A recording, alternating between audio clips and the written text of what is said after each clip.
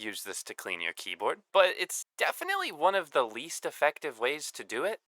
Has this ever happened to you? Oh no! I spilled cat food all over my keyboard! Well then howdy hey, I'm Hipyo Tech, and I'm gonna tell you how you can clean your keyboard the best. So I have this keyboard, and it's perfect and wonderful and custom, but there's one big problem with it. It's incredibly dirty. These keycaps are not supposed to have a grime layer on them. And just look at these arrow keys, dear God. But have no fear, cleaning your keyboard is incredibly easy, and today I'm gonna show you how to do it. Cleaning your keyboard will only take like 15 minutes, maybe an hour, but it's not that bad, bear with me.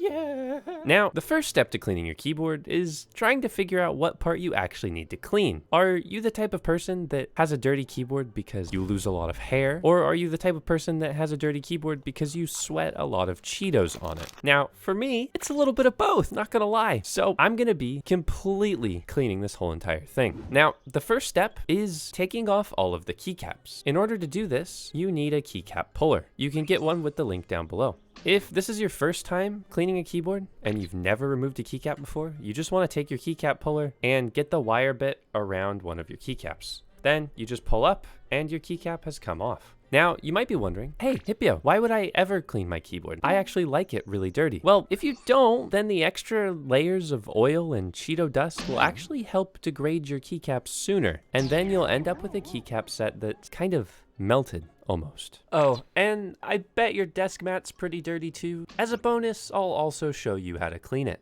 Now, as I said before, take every keycap off. If you don't know the layout of your keyboard, I recommend you just take a picture of it beforehand. That way you can remember what it looks like afterwards. You can try and race me by taking off your keycaps faster than me, but good luck. Now, as you start to get your keycaps off, I recommend wearing a hazmat suit and trying not to gag at how disgusting your keyboard is beneath the keycaps. Now, here's something really important if you're working with a gaming keyboard. Your spacebar and other big keys might have a little lock on them. This is a certain type of stabilizer, and let me go over that real fast. So, when you're taking those off, just be a little bit more careful, because you might have a wire like this, which is a co-star stabilizer. Putting these back on can be a little bit tricky if you did what I just did and forced it off. Just make sure you slide it on with grace. So I'm also cleaning my keyboard for the first time in a while here with you. Let's just inspect the damage. Oh no. Oh no. I actually feel like I shouldn't be showing you this. This is so disgusting. Now that you've taken all the keycaps off, set them to the side for later, as I have a special way that we're gonna clean those. Then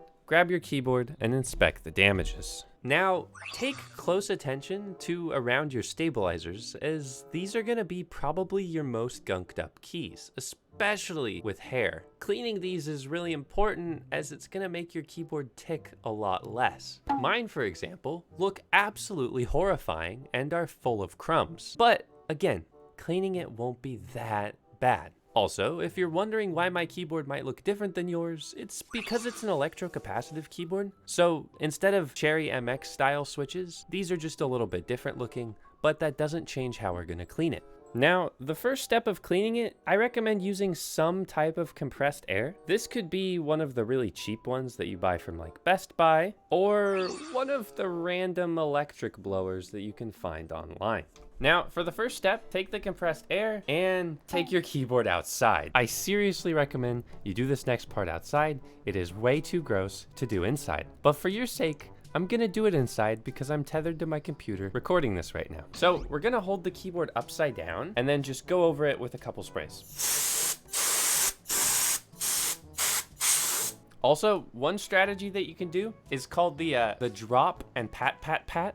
Drop it and pat, pat, pat, pat, pat. This will get some of the really stubborn crumbs out, but you have to be careful if your keyboard is wireless.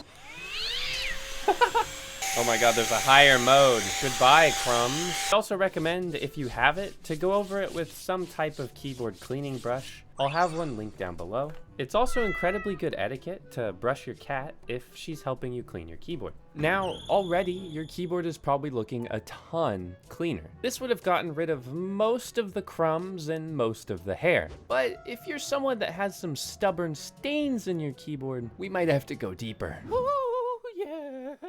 Now, the first thing you can do to deep clean your board a little bit is take a slightly damp Q-tip and just kind of rub along the areas that look pretty gross. This will help you clean up stuff a little bit, and you can also try to get some of those extra little crumbs out of there. The other thing that I really like to do is just use a little alcohol lens cleaning wipe, and it can really help with those stuck on sweat stains if sweat was dripping into your keyboard. These also work really great for spot cleaning the outside of your case that's ended up quite dirty. Now, with all of that done, you've got a mostly clean base, and it's time to move on to the next step, and probably the dirtiest step, the keycaps.